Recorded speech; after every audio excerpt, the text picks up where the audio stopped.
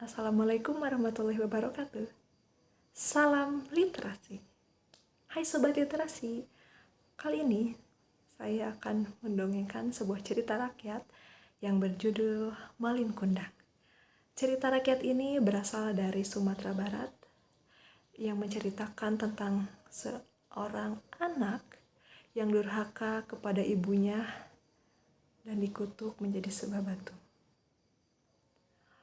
Dahulu kala di daerah Padang, Sumatera Barat, hiduplah seorang perempuan yang bernama Mande Rubayah bersama anaknya Malin Kundang. Sejak kecil, Malin sudah ditinggalkan oleh ayahnya. Untuk menyambung hidupnya, setiap hari Mande selalu berjualan kue berkeliling mengelilingi kampung. "Ibu, tunggu aku," ujar Malin. "Malin anakku, pelan-pelan, nanti kamu jatuh," ujar Mande.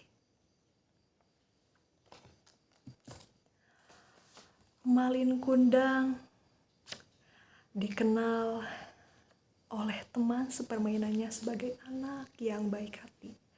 Dia suka menolong teman-teman, memperlakukan orang-orang tua dengan begitu baik.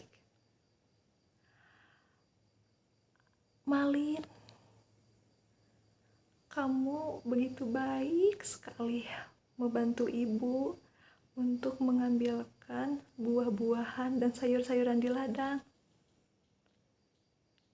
Malin pun tersenyum kecil. Tidak apa-apa, Bu.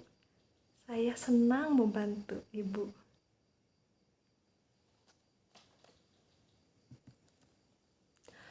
Tak terasa waktu terus berjalan. Malin Kundang tumbuh seorang pemuda yang gagah, sedangkan ibunya semakin tua.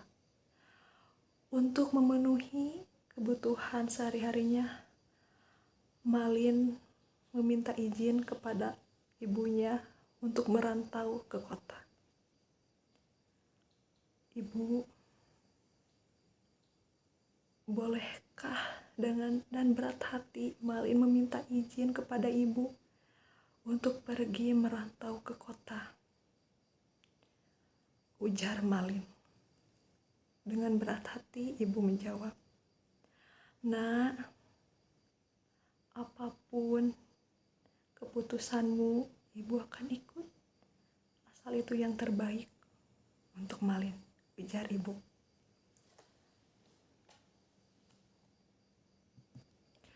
Suatu hari, Malin Kundang melihat sebuah kapal dari kejauhan.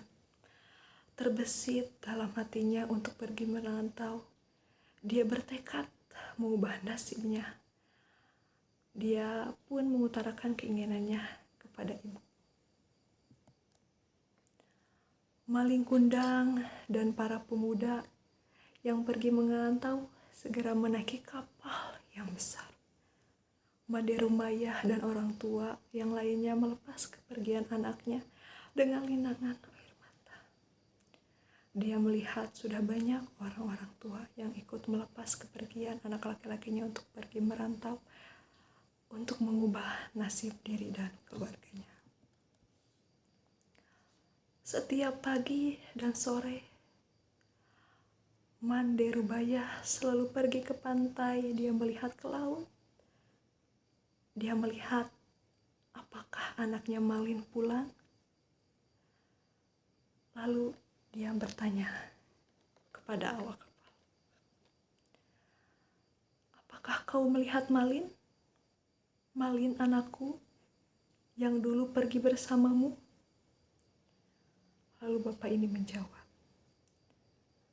"Tidak. Sejak saat itu saya tidak pernah lagi melihat Malin," ujar bapak ini. Ibu pun merasa bingung, anaknya pergi kemana. Harapan Mande Rubayah ingin bertemu dengan anaknya terkabul. Pada suatu hari yang cerah, ada sebuah kapal besar yang merapat di pantai air manis. Made Rumaiyah dan orang-orang kampung berkumpul menyambut kedatangan kapal itu. Mereka mengira pemilik kapal itu adalah seorang bangsawan yang kaya raya. Made Rumaiyah yakin bahwa lelaki tampan itu adalah anak kesayangannya Malin Kundang. Namun, betapa terkejut ketika dia melihat seorang lelaki yang tampan yang ia yakin itu adalah anaknya. Ternyata sangat berubah sifatnya. Tiba-tiba istri Malin Kundang meludahi wajah wanita itu yang memeluk suaminya karena malu dengan istrinya, mendorong hingga terguling ke pasir. Made Rumaiyah berusaha memeluk kaki Malin. Malin, ini ibu nak. Dan Malin pun berkata, aku tidak punya ibu miskin, tua sepertimu. Seketika wanita tua itu terpelanting dan pingsan. Made Rumaiyah sadar dari pingsan. Dia melihat sekelilingnya sudah sepi.